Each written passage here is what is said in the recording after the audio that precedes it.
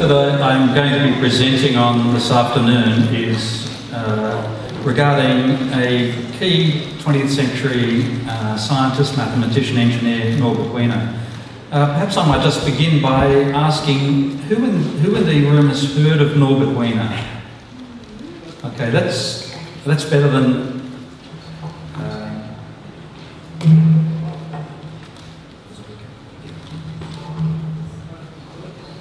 that's better than average. But even there, I notice it's people who have direct life experience with the work that he did who are more likely to put their hands up, whereas younger people who would be expected to learn of him from his works tend to be less aware of those works. So the challenge that I want to look at today is one that he described in one of his writings. And I'll give a little bit of a description of him in a couple of slides' time. But basically, he developed an area called cybernetics, which is the cyber and cyberspace from Gibson, science fiction writer, made the name of his work famous. And the challenge that he described in the human use of human beings, which was the popularisation of his work after Cybernetics, the book itself, which was heavily mathematical, had been a roaring success, was this, and this was in 1950. He said, "We have modified our environment so radically that we must now modify ourselves in order to exist in this new environment." And for Norbert Wiener, when he talks about modification, he's talking about modification in every possible way.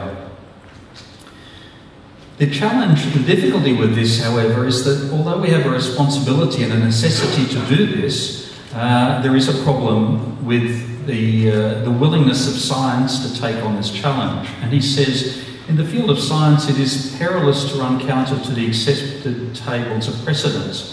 On no account is it permissible to mention living beings and machines in the same breath. So he's writing this in 1964. Living beings are living beings in all their parts, while machines are made of metal and other unorganised substances. These are, of course, aren't true, but these are the generalisations he's making. If we adhere to all these taboos, we may acquire a great reputation as conservative and sound thinkers, but we shall contribute very little to the further advance of knowledge. And Norbert Wiener was nothing if not willing to advance knowledge. And one of his points of principle was that it is unforgivable to back away from a theoretical question because you think it's an unpleasant question or an unpopular question. You may back away from it because you don't think you're going to be successful, or because you think it's trivial, or because it's not in your main area of work, but you shouldn't avoid research simply because you believe the results are going to be unpalatable. So it was in the 1930s that Norbert Wiener, founder of cybernetics, began building a bridge between the medical and engineering sciences. Over the following 30 years, his life sciences work included neural, ethical, social, prosthetic and other dimensions. And just putting those things together makes you realise that he was a fairly unusual thinker. Usually people don't cross disciplinary boundaries like that. His groundbreaking work, Cybernetics, was subtitled Control and Communication in the Animal and the Machine. And in this he looked at both the prospects and threats faced by humanity in its increasingly complex relationship with machines. So I'd just like to give you a little bit of a background to the person himself. He was a child prodigy, so he finished his PhD when he was 18 or 19, and in 19 started postdoctoral study under Bertrand Russell.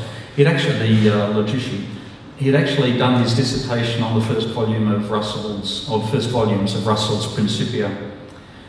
He made his reputation as a mathematician, and he's still known to engineers through the name of some of the things he developed, the Wiener filter and the Wiener measure. So engineers in general will run across the name without having any understanding of where it comes from or even in which century the work was done. He became a prominent scientist in the systems and control field, and alongside Claude Shannon, a major contributor to the foundation of modern information theory. And I'll speak a little bit about that later.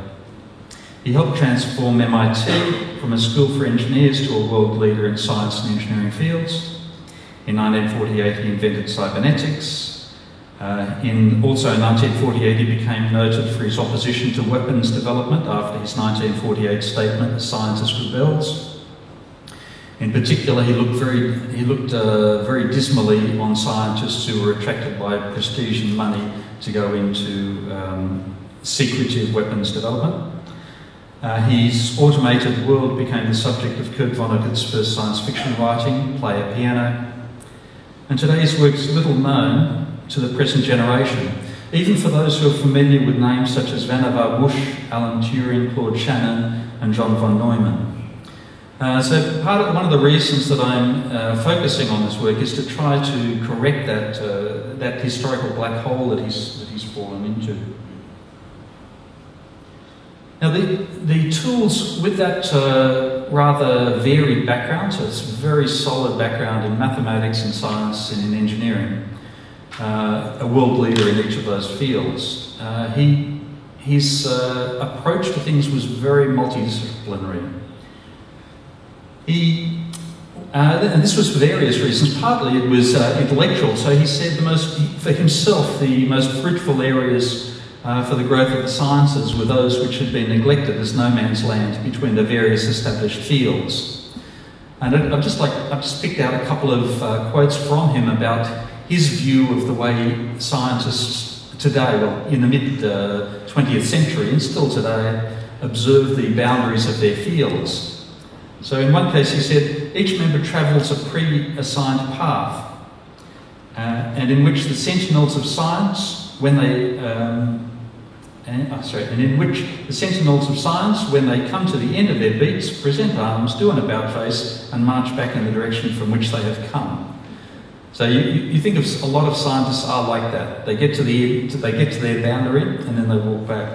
And he even personalises it further. He says, a scientist will regard the next subject, that is the subject in the related field to theirs, as something belonging to his colleague 3 doors down the corridor, and will consider any interest in it on his behalf as an unwarrantable breach of privacy, which I think is a fantastic description. If you can think of all of those scientists and all of those universities across the world who were refusing to think outside of their boundaries, and it is almost like it would be a breach of privacy of their colleagues for them to think about anything outside of their own specialised field.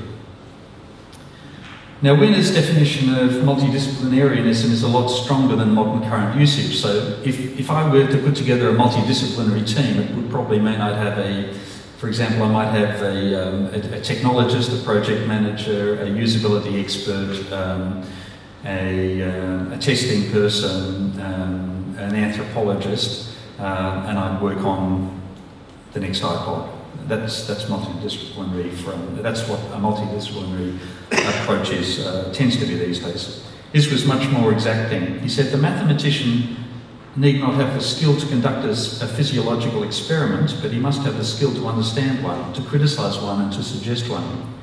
The physiologist need not be able to prove a certain mathematical theorem, but he must be able to grasp its physiological significance and to tell the mathematician for what he should look.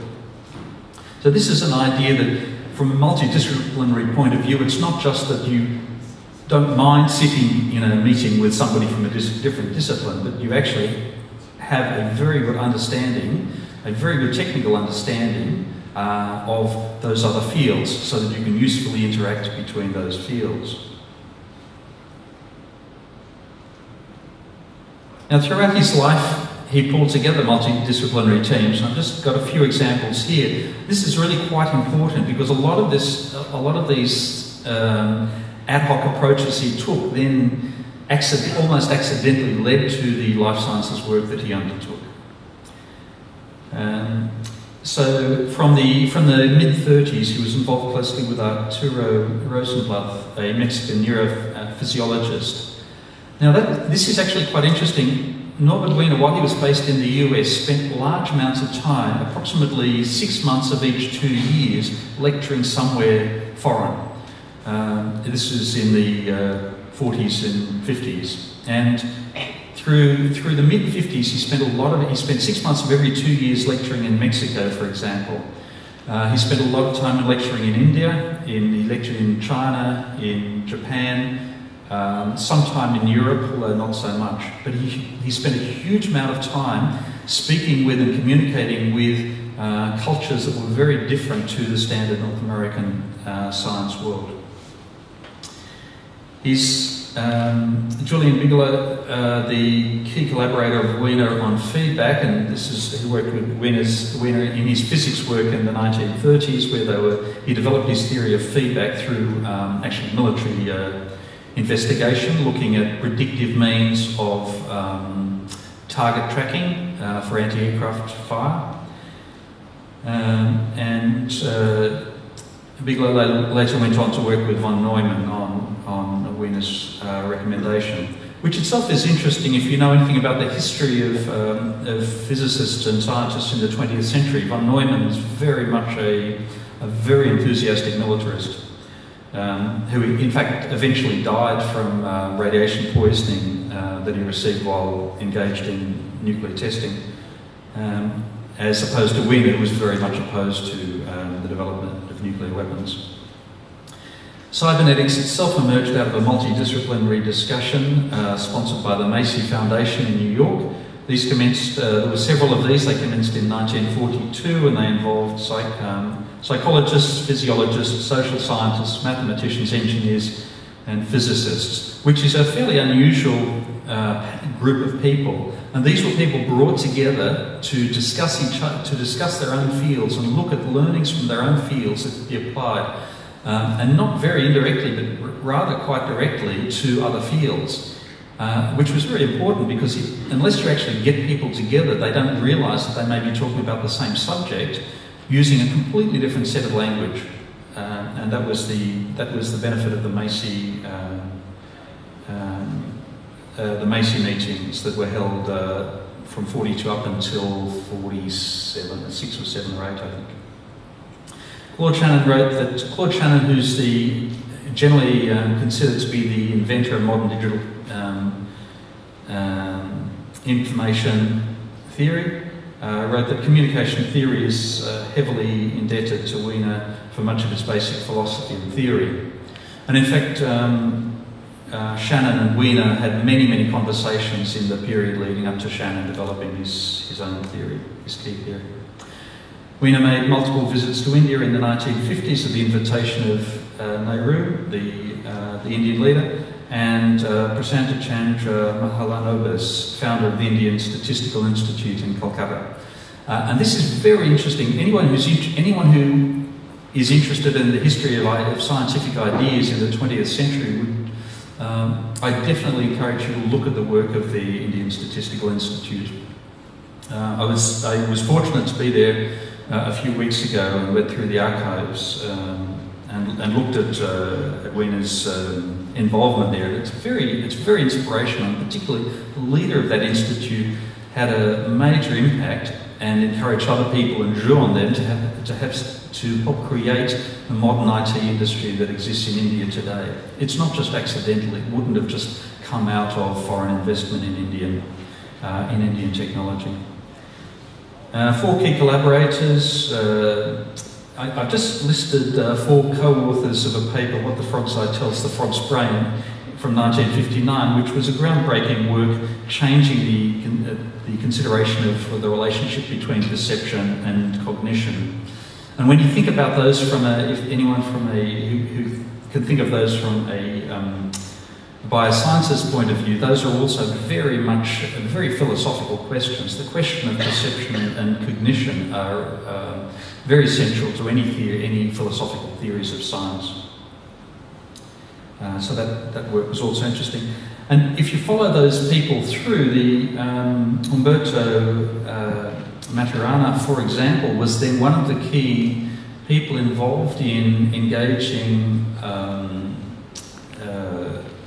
a researcher from the UK, Stafford Beard, to develop in the early 1970s within Chile to develop a cybernetic system to try to assist in the development of the Chilean economy, which was very out there and experimental and only possible because of the flexibility of attitude of the Allende government of the time.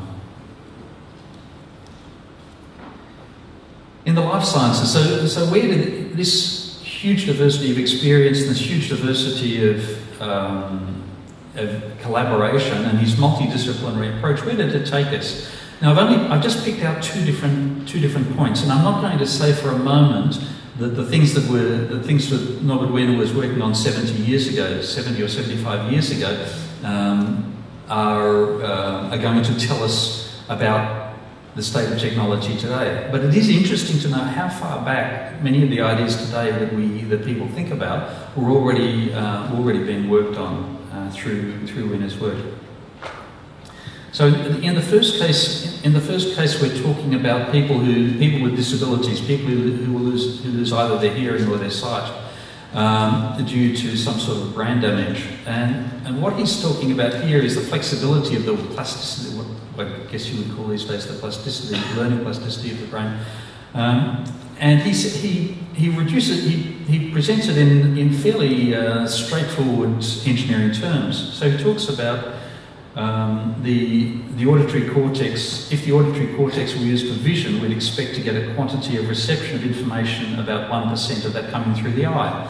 So he's applying his theories of information, his understanding of brain functioning, and his engineering approach to say, okay, well, the brain, the hearing uses about 1% of the capacity of eyesight. Therefore, if you use the hearing part of the brain as a way of replacing eyesight, you'd get a very small amount, but you'd still get some functional amount of functioning for the person. And if you did it the other way around, if the areas of the brain that provided hearing or that supported hearing were injured, and you were able to reposition that within the areas of the brain working on sight, you'd get an almost imperceptible impact on sight, because sight uses so much more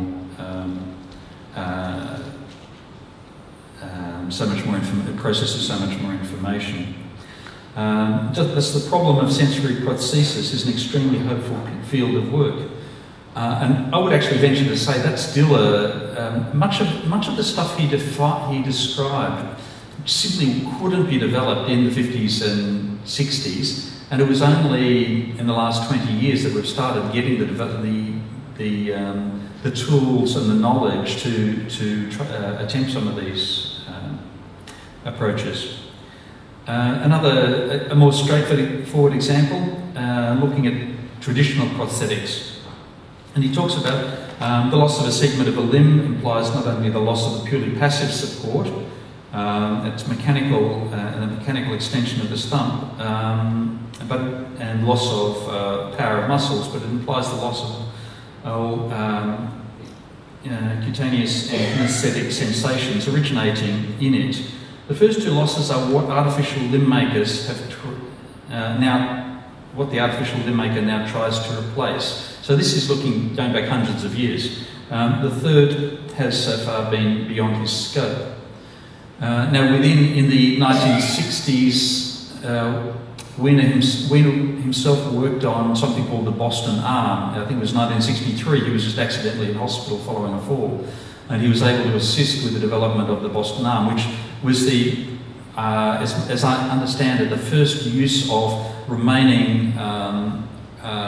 remaining bits to to provide feedback and sensory information to a person, remaining nerve sensors and other parts. So this is a long time ago.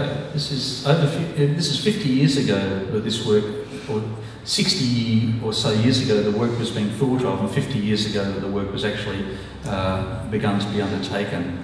And obviously today a lot of prosthetics work has advanced tremendously since then. But it is on that early foundation. Then we go a little bit further and we talk about the human-machine continuum. And this jumps back to Wiener's comment about you can't talk about the living and the machine in the same terms. And it was a rule that he obviously broke all of the time. So a very simple case. In the ear, the transposition of music from one fundamental pitch to another is nothing but a translation of the logarithm of the frequency, and thus and may consequently be performed by a group scanning apparatus. So for him it was, yep, you can do that. A bit more of a complex example, our inner economy must contain an assembly of thermostats, automated hydrogen ion concentration controls, governors, and the like, which would be adequate for a great chemical plant. These are what we know collectively as our homeostatic mechanism. So for him, there's a lot of, if you can describe it in mechanical terms, why not? Why pretend there are differences when there aren't? This isn't to say that you can reduce a human being down to deterministic machine states. He didn't have a deterministic view of science, and he didn't approach it that way. But he did make the point that many of the things that you can observe in machines, especially in relation to feedback, you can also observe in relation to people. And the knowledge you can learn from machines can assist in addressing the problems of the people. So he says, it's my thesis that the physical functioning of the living individual and the operation of some of the newer communication machines are precisely parallel in their analogous attempts to control entropy through feedback. He also, and I'll speak a little bit about entropy on the next slide, he also, and people would say to him, how can you reduce people to machines? How can you say a person is just a machine? Which isn't what he said, but just a lot of people were outraged at the idea that you could make any connection whatsoever. But he also turned that analogy on his head and he said, okay, so when is a person a machine? And he said, when human atoms, that is, individual people, are knit into an organisation in which they are used, not in their full right as responsible human beings, but as cogs and levers and rods, it matters little that their raw material is flesh and blood. What is used as an element in a machine is, in fact, an element in the machine. Which is, I think it's an interesting way to look at that, to throw it back at people who say, people aren't machines, you can't call people machines, to say, you look at a lot of organisations today, people are simply cogs in a machine.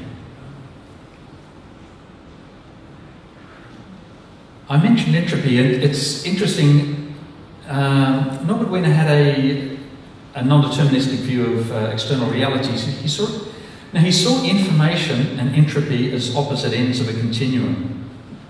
And this is something which I haven't run across. It's definitely there in Wiener, and I haven't seen that widely considered in other discussions. In this, his focus is on philosophical questions. He makes the point, information is information, not matter or energy. Now, what does that mean for somebody with a view? You can't create or destroy matter/energy. We all understand energy/matter. We understand how that works in the universe. And he's saying information is not matter or energy. So that's a little bit of a rather big statement in relation to philosophy of science. And what he says is, it's the opposite of entropy. And when you think about it, you can say, well, yeah, entropy isn't matter or energy. Entropy is the distribution of energy. Sorry, entropy is entropy. For those who aren't familiar with it, is the tendency as energy changes form for energy to end up as heat. So that's it's the second law of thermodynamics developed in I think it was the 1860s. Now, he didn't avoid straying into the controversy, and he talks about one thing. If you have a heat-death theory of the universe, you can have a very pessimistic outlook. So it's the idea that everything's going to heat, everything's dying. What's the point of anything? Entropy is the force of the universe. We're all winding down. Why bother getting out of bed in the morning? Now, his view is. There are certain analogies of behaviour being observed between the machine and the living organism. The problem as to whether the machine is alive or not is, for our purposes, semantic. Now that's a pretty drastic statement. It certainly puts to one side a whole lot of debate over whether machines will in the future be sentient. He says this is just semantic. If we wish to use the word life to cover all phenomena which locally swim upstream against the current of increasing entropy, we are at liberty to do so. So this is his idea. Information is something that's created by life. Information is something that can be created by machines. Machines can be designed in such a way that they increase order. This was his philosophical approach. More generally, there are local and temporary islands of decreasing entropy in a world in which the entropy as a whole tends to increase, and the existence of these islands enable some of us to assert the existence of progress. And that was his view. His view was, has anybody heard the concept of Maxwell's demon? Right. So his comment about Maxwell's demons is, if you want Maxwell's demon, look at life. Look at the way chlorophyll works. It's Maxwell's demon. It creates order out of chaos. It orders chaos. Now there's a big argument. I don't want to get into a long argument about that, but I'm just saying that's a fairly. He puts forward some pretty simple answers to some pretty complex problems, and when you drill down into the simple answers, they're substantial. They're not trivial. Having said that, he wasn't an avid fan of progress, as in bigger, better, use more, and so on. And he makes in one of his writings, he makes a very humorous comparison between environmental destruction and the Mad Hatter's Tea Party. So, if you remember, in the Mad Hatter's Tea Party, the Mad Hatter and the March Hare move from they just move from one seat to another, and when they've finished all the food in one sitting, they move around to the next sitting, and they have another lunch or tea party, another tea. When Alice asks them what is going to happen when they get to the end of the table and they use up all the settings, they change the subject. And for him, that's the us using the resources of the world is like that. So he's very forward-looking on a lot of the questions that are now plaguing the world. So I'd like to finish with a couple of sets of conclusions. One is limiting and others non-limiting possibilities. Wiener identified several limits to his work. Firstly, in terms of understanding the brain, Wiener criticised Shannon for being excessively digital. Wiener, in his own prejudices, I think, was more analogue than digital. If that doesn't make any sense to you, then it just means you haven't been indoctrinated in analogue and digital approaches to information. But if you have, that's where he sat. He says that machines that measure, as opposed to machines that count, are very greatly limited in their precision. So a machine that measures is an analog machine. A machine that counts is a digital machine. Add to this the prejudices of the physiologist in favour of one or none action, and we see why the greater part of the work which has been done on the mechanical simulacra of the brain has been on machines which are more or less on a digital basis. So he's saying most work, and that continues today, most of the AI work is digital, I would think. I'm not a specialist in that area. I wouldn't defend that thesis, but it's just my understanding. However, if we insist too strongly on the brain as a glorified digital machine, we shall be subject to some very just criticism, and that's from both physiologists themselves and from psychologists. So that's a limitation. We do not think people aren't machines in the sense that you could simply construct it, in the sense that the mechanists, the 17th century mechanists, would think of people as machines. Purely the people who base themselves purely on Newtonian physics.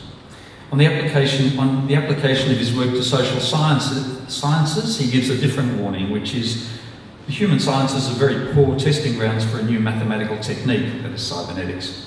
As poor as the statistical mechanics of a gas would be to a being of the order of size of a molecule. So if you can think of a bunch of things, sentient things that are the size of a molecule, the laws of the gas laws wouldn't be very helpful to them. Because turn the fluctuations which we ignore from a larger standpoint would be precisely the matters of greatest importance. He also places, in addition to practical limits, he identifies limits we should impose, including on weapons development and automation. The first one is very interesting. He says there is no distinction between arming ourselves and arming our enemies. And that, what he means there is, if supposing somebody in some country in the world today discovered some great new weapon, very, very destructive weapon, as soon as the knowledge of that weapon is out, it's very simple, trivially simple for any other very, very powerful and well-funded state to duplicate that weapon. Which means every time you invent a weapon, you're actually handing it simultaneously with inventing it. No matter how secret you are, you're simultaneously handing it over to arming our enemies, as he puts it. The other point beyond, in addition to the weapons industry, he said long before Nagasaki and the public awareness of the atomic bomb, it had occurred to me that we were here in the presence of another social potentiality of unheard of importance for good and evil, the automatic factory in the assembly line without human agents. And since it was Norbert Wiener's work which laid the basis for factory automation, that's where his mathematics, that's what his mathematics produced. It's very unusual for somebody who's involved in such a technical revolution to spend so much time thinking about the consequences of that technical revolution. For example, he approached both the union organisations and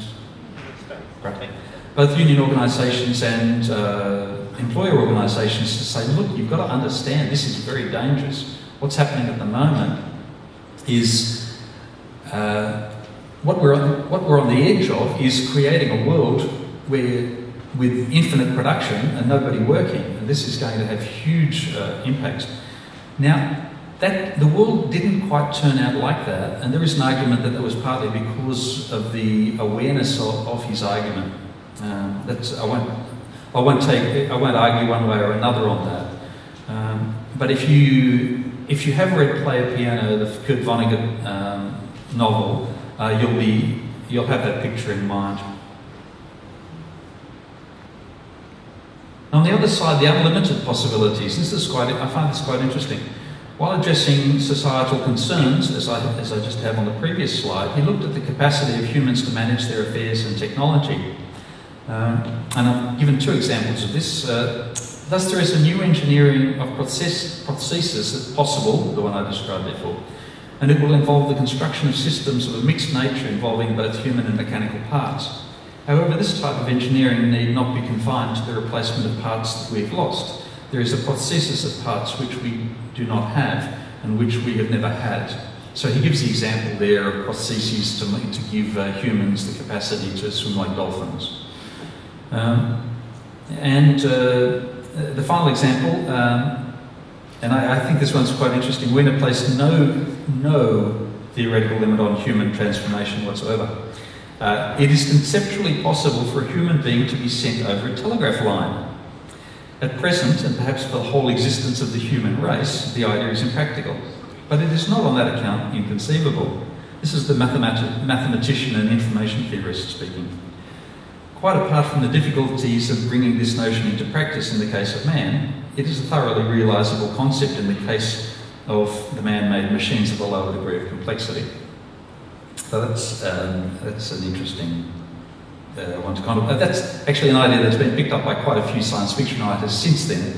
But this was writing 50 years ago, more than 50 years ago. Now, if you want more information about Norbert Wiener, there's quite a good range of information out there, but unfortunately most of it is out of print. Nevertheless, I've identified the key ones that I recommend. The first of these from John von Neumann and Norbert Wiener, From Mathematics to Technologies of Life and Death by Steve Himes.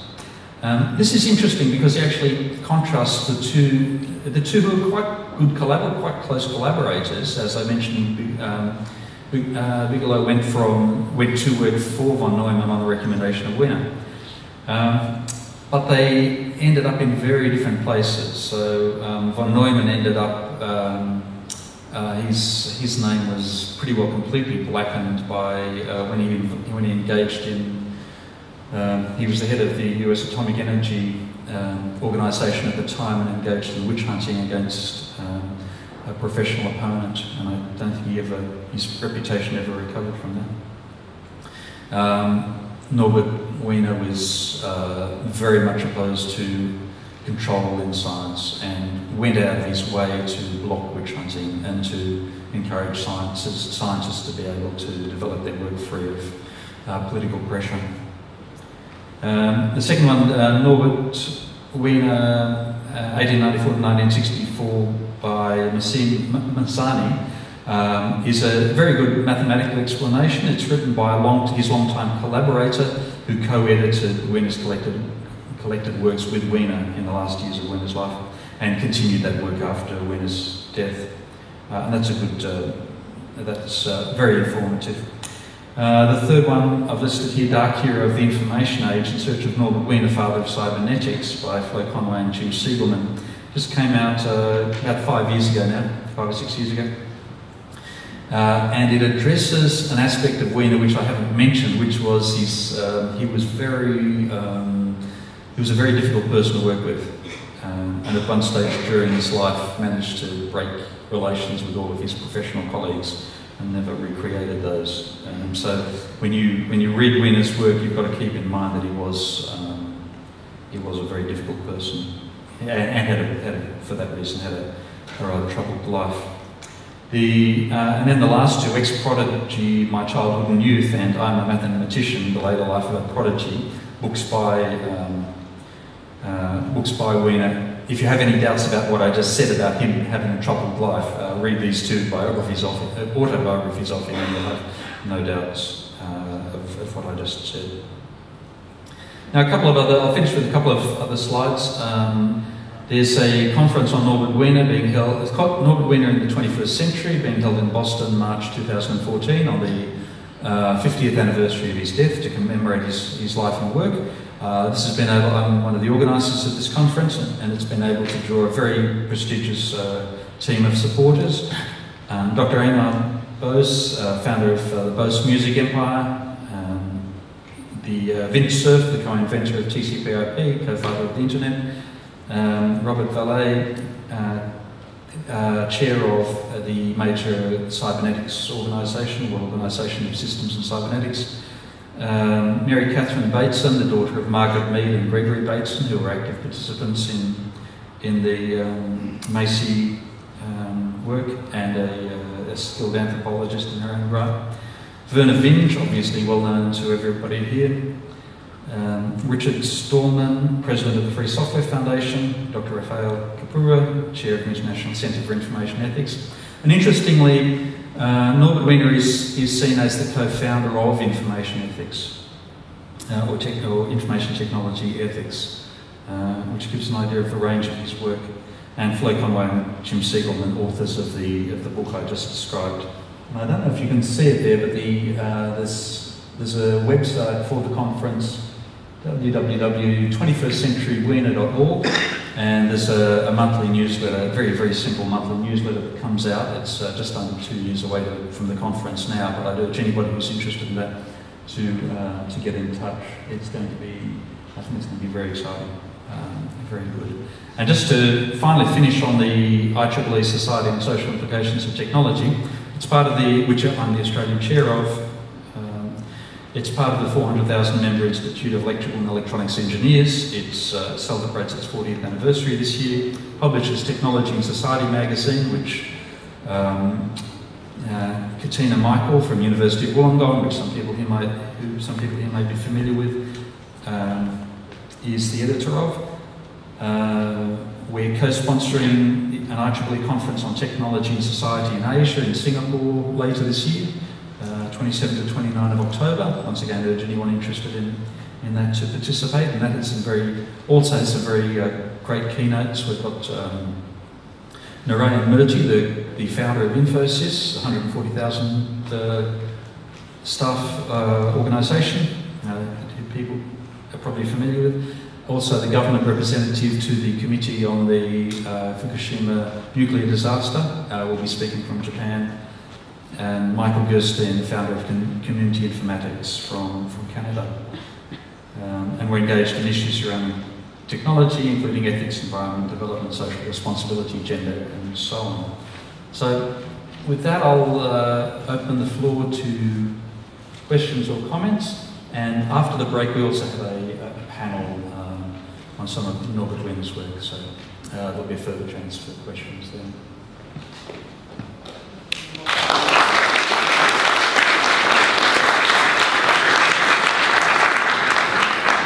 Does anybody know where the roving mic is? It's up there? Okay. Sure. So tell me.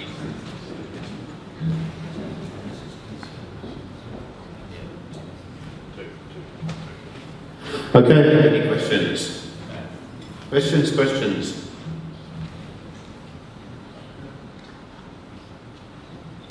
Okay. Andrew. On Norbert's lack of, or the lack of awareness of his legacy, do you put that down to any one thing in particular? Is the fact that he was difficult to work with perhaps a factor in that? Why do you think it is that he's less well known than, say, von Neumann?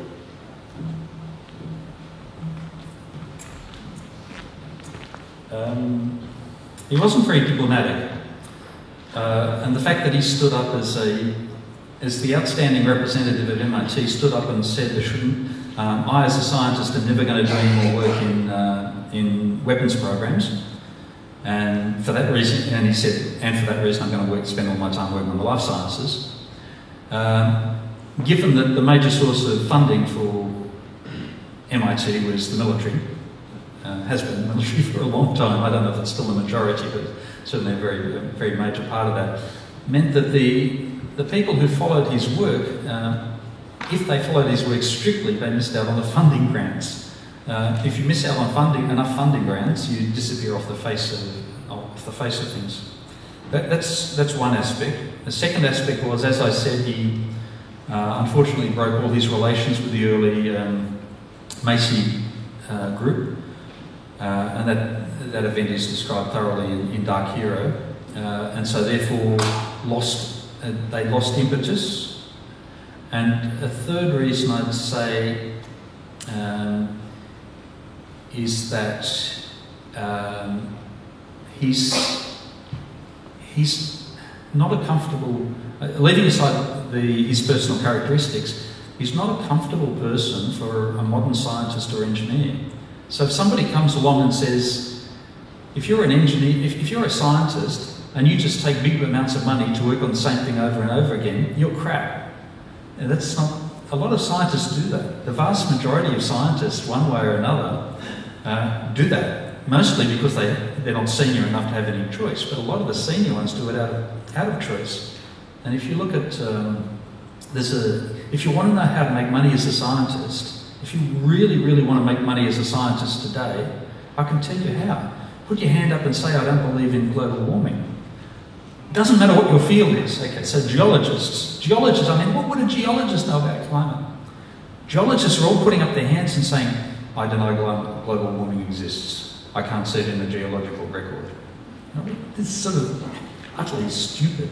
There's trillions of tons of coal there. We don't have an environment that can produce that anymore. Obviously, we don't have the same environment we had during the Carboniferous era.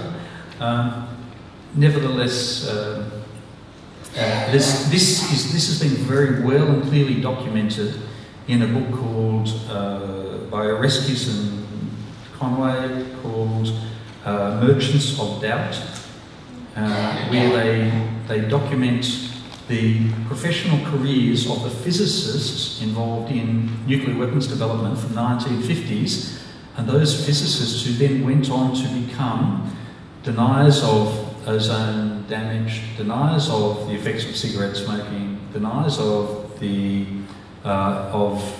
acid rain, deniers of climate change. And these people have the actual same individuals year after year would I mean, those things are obviously across a wide spectrum of sciences, but the same people would testify in court that acid rains are fake, or people, you can't get sick from smoking, you can't get sick from someone else's smoking, stuff like that. So he didn't follow the things that would have helped him be commercially successful, and he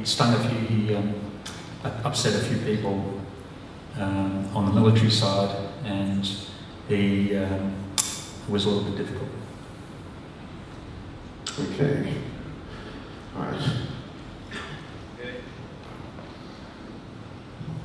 You said that I'm actually fortunate enough to have cybernetics at home, his book.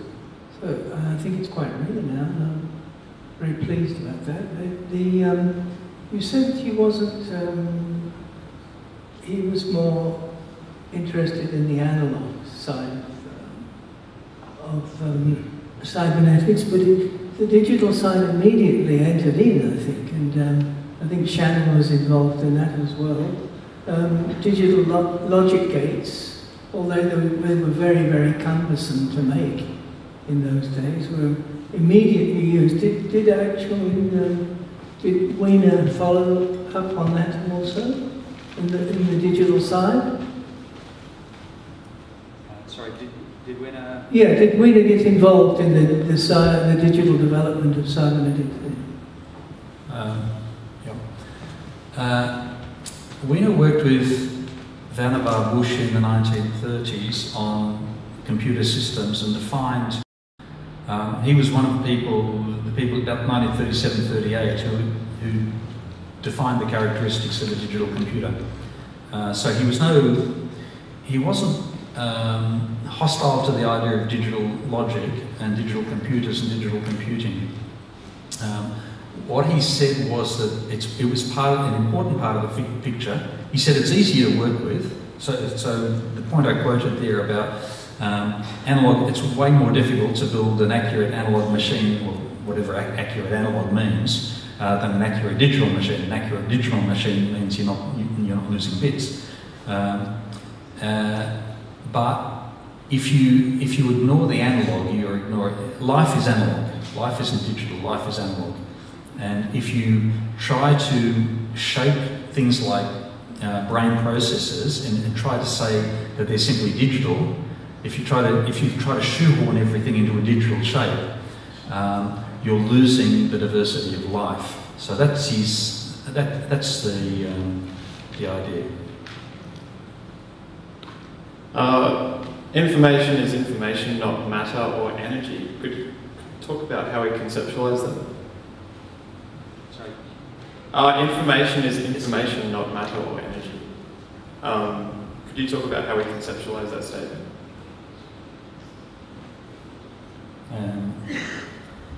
So what he meant by that, or how it affected his work? What both? Yeah. Yeah, okay. So if it's interesting to compare the theories of the mathematics of Claude Shannon and Norbert Wiener on information. Now, are people familiar with the book The Information? Yeah, it came out 6 months ago, 12 months ago, something like that.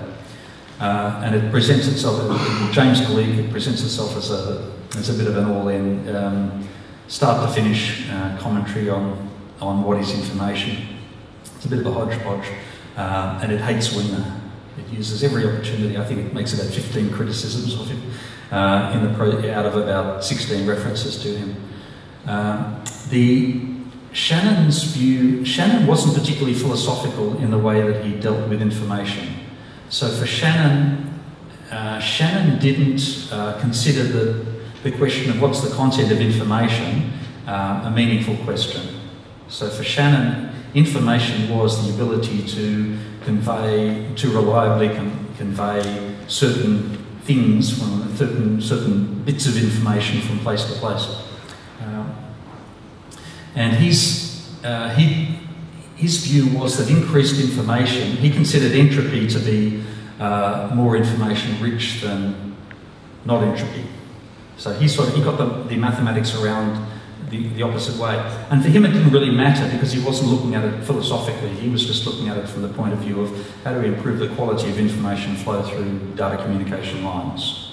And how do we, I'm not underestimating that, but how do we really do that in a very good way, you know, that all engineers still copy, but that was his interest. His interest wasn't, and what does it mean? Norbert Wiener was looking more at the, what does it mean? What's the meaning of information? What's it actually doing? And he started off his life as a philosopher, so he didn't start off as a mathematician. He did his PhD in philosophy. And so it's not surprising that he came at it from that direction. Once he'd started thinking about it, once he'd started thinking about information, what he decided was that information was the product of the ability to produce information was the ability to be Maxwell's demon. So the idea of Maxwell's demon is if you've got a room full of gas or a box full of gas, you'll have some high energy bits bouncing around higher speed and some low energy bits. If you could have a wall in the middle of that box and have a little demon, a little character in there that lets high energy bits go into one direction and low energy bits go into the other direction, over a period of time you'll build up, on one side you'll build up low energy gas molecules on one side, high energy gas molecules on another side. You will have created a potential and you'll be able to use it. Sort of sometimes presented as a perpetual motion machine. What he pointed out was that this is what life does. And the mechanism that it uses is feedback. So feedback is the key element of his work. And he described feedback, and that was one of the reasons he was so keen on the similarity of processes across different areas. So feedback works in nature, feedback works in a machine, feedback works in society, feedback works in a person, feedback works in a person's brain. No matter which area you look at, you can see these feedback processes and what's called negative feedback, which is that a little bit of the output is turned around and put back into the input in a process flow. So if you're an engineer, that'll make sense. If you're not an engineer, that probably won't make sense at all. But feedback is the ability. I'll give you a better example. When I'm driving along a road, I'm holding a steering wheel in my hand. I'm not thinking the road is going to turn to the right and therefore I'm going to steer to the right.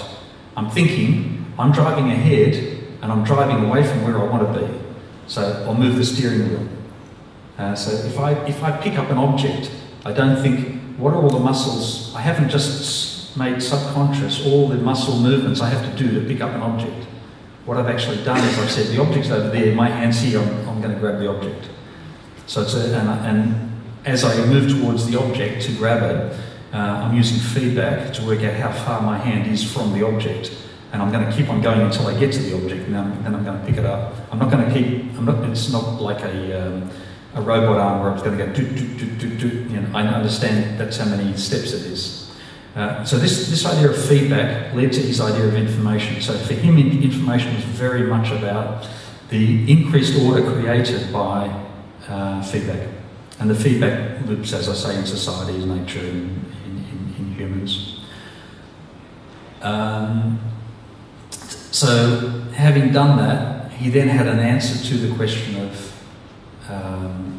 he had a rather unusual answer to the question of heat death of the universe, which being a philosopher is the sort of question he would have thought about, whereas someone who isn't a philosopher isn't going to worry about the heat death of the universe unless they're just sort of a warrior.